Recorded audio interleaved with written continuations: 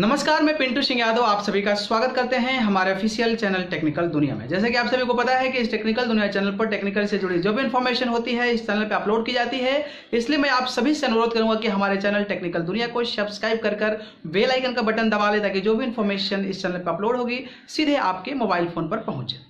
चलिए आज हम बात करेंगे, जैसा कि आपने थंबनेल देखकर आया होगा और हमारे टाइटल को पढ़ के आया होगा, तो आपको हमारे वीडियो के अंतिम दौर तक आपको रुकना है और आपको जो है पूरी इन्फॉर्मेशन इस वीडियो के माध्यम से मिल जाएगी। और जो चाहते हैं और आप जो सीखना चाहते हैं या फिर अगर आपका कोई इंटरेस्ट है इसमें, तो आप उस चीज़ को आराम से इस वीडियो को देखने के बाद समझ सकते हैं और उसको ईजिली एक्सेस कर सकते हैं।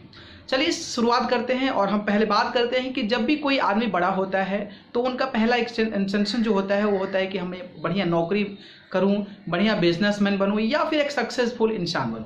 ठीक है, तो आदमी क्या होता है कि धीरे धीरे कोशिश करता है, पढ़ाई करता है, आफ्टर दैट जॉब पाता है या फिर बिजनेस का अपना जो कैरियर है वो स्टार्ट करता है। और कुछ लोग जो होता है अलग इंडस्ट्री में चले जाते हैं, चाहे हम वो बॉलीवुड इंडस्ट्री की बात करें या फिर लाइक सिंगिंग या फिर अलग अलग जो पॉलिटिक्स या फिर जो अलग तरीके हैं उसको लोग अपनाते हैं।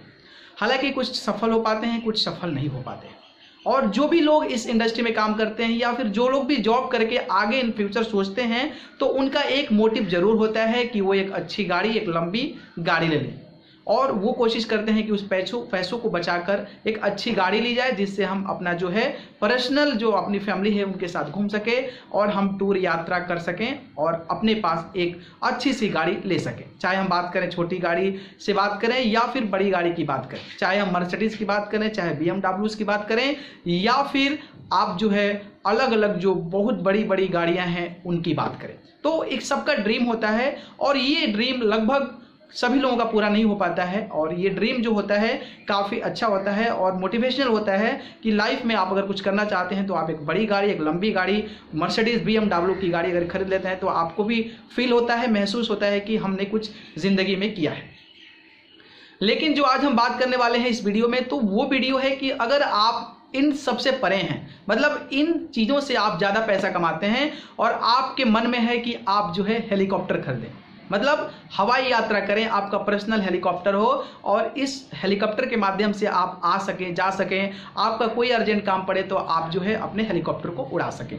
तो ये अगर आपके मन में सोच है, अगर ऐसा आप सोचते हैं, तो मैं आपको बारे में जो है हेलीकॉप्टर के बारे में पूरा जो है आपको अच्छे तरीके से एक्सप्लेन करूंगा कि आप जो है आप क्या खरीद सकते हैं, कैसे खरीद सकते हैं, उसका क्या प्रोसीजर होता है और उसका जो टर्म होता है, पॉलिसीज होती है वो क्या होती है। ठीक है, तो चलिए आज हम बात करेंगे। जैसे कि आप सभी को पता है कि कोई भी चीज़ खरीदने से पहले हमारे जो कागजाती कार्यक्रम होते हैं, कागज के जो चेकिंग के कार्यक्रम होते हैं वो किया जाता है। चाहे हम छोटे बाइक लें या फिर अगर हम कोई 4 व्हीलर गाड़ी लेते हैं, तो आपको जो है जहां से लेते हैं उस कंपनी को आपको पूरा ब्यौरा देना पड़ता है कि आप कमाते क्या हैं, कौन सी कंपनी में काम करते हैं, कितना पैसा कमाते हैं, अगर ये पैसा अगर लोन पे ले रहे हैं तो आप हमारे इस पैसा को पे कर पाएंगे कि नहीं पे कर पाएंगे। ये सारी पॉलिसीज होती है और ऑब्वियसली ये पॉलिसीज होनी चाहिए, क्योंकि कंपनीज अगर सिक्योर ना रहे तो फिर आपको कैसे गाड़ी या फिर कोई कार प्रोवाइड करेगी। ठीक है, तो सबसे पहले जब हेलीकॉप्टर आप खरीदना चाहते हैं तो आपको जो है सिविल एविएशन एक गवर्नमेंटल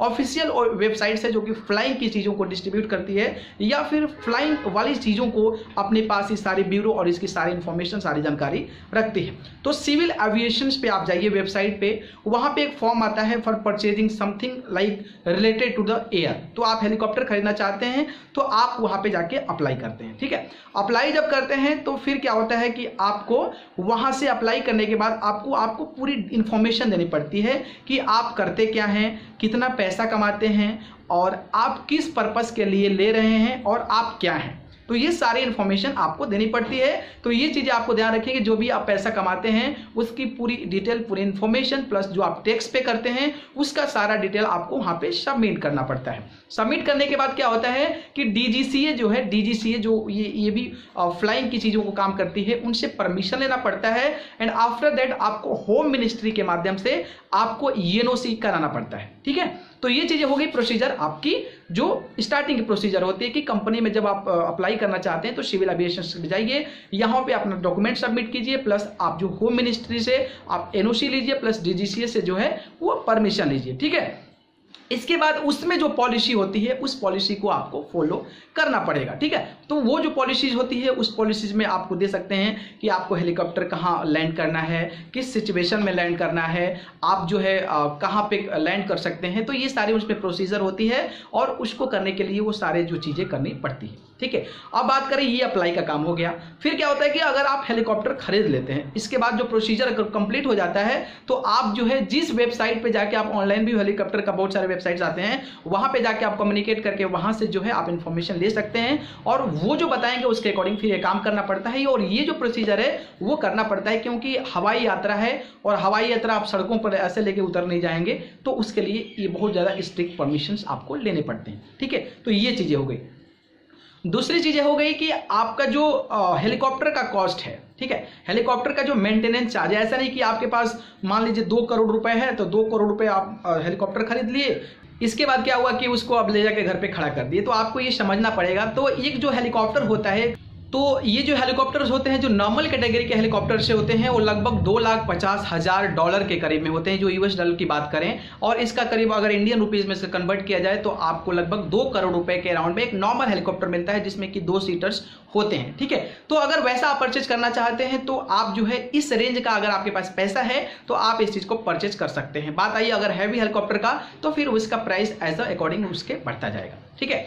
अब बात करते हैं कि अगर आप हेलीकॉप्टर खरीद लेते हैं उसके बाद क्या है कि उसका मेंटेनेंस चार्ज, तो आप लगभग मान के चलिए कि 10 से 15 लाख रुपए आपका जो महीना का जो सालाना जो है वो आपको मेंटेनेंस चार्ज लगेगा। उसमें जो भी चीज़ें खत्म होगी, बढ़ेगी या फिर कोई टेक्निकल इश्यूज होगी तो आप समझिए कि एक साल लगभग 15 लाख रुपए सालाना जो है आपको पैसा इन्वेस्ट करना पड़ेगा। दूसरी चीज़ है कि आपके जो फ्लाइट जो चलाने वाले होंगे, जो हेलीकॉप्टर के जो पायलट्स होंगे, उनकी जो सैलरीज होगी लगभग 80 से 90 हज़ार या ये 80 से 1 लाख 1.5 लाख रुपए के करीब में होती है। तो आप उनका मान के चलिए कि लगभग 15 लाख से 20 लाख रुपए उनका जो है वो पूरा सालाना का खर्चा है, ठीक है। तो ये 2 चीजें हो गई, आपको इसको मेंटेन करके चलना पड़ेगा और अगर आप इसको मेंटेन कर पाते हैं तभी आप हेलीकॉप्टर को परचेज कीजिए, क्योंकि हेलीकॉप्टर खरीद लेना बहुत बड़ी बात नहीं। जैसे कहा जाता है ना, एक कहावत है कि हाथी खरीद लेना बड़ी बात नहीं, हाथी पालना बड़ी बात नहीं है, लेकिन हाथी का सेवा करना बहुत बड़ी बात है क्योंकि वो एक विशालकाय जानवर है। तो वैसे ही हेलीकॉप्टर अगर आपके पास 2 करोड़ रुपए है तो खरीद लिए, इसका मतलब ये नहीं हो कि आप हेलीकॉप्टर को रन कर लिए। उसके बाद आगे की प्रोसीजर होती है, उसके मेंटेनेंस चार्ज होते हैं, प्लस जो पायलट्स होते हैं उनको ड्राइव करते हैं तो उनकी जो सैलरीज होती है, उनकी जो मंथली सैलरीज होती है, या फिर बात करें हम सालाना की तो लगभग 15 से 20 लाख रुपया उन पे एक्सपेंस हो जाता है, ठीक है। ये बात हो गई। तीसरी चीज हो गई कि अगर आपको जो हेलीकॉप्टर है कहीं लैंड करना है तो लैंड के लिए भी अलग से गवर्नमेंट से परमिशन लेनी पड़ती है, वो स्टेट लेवल पे आपको परमिशन लेनी पड़ती है।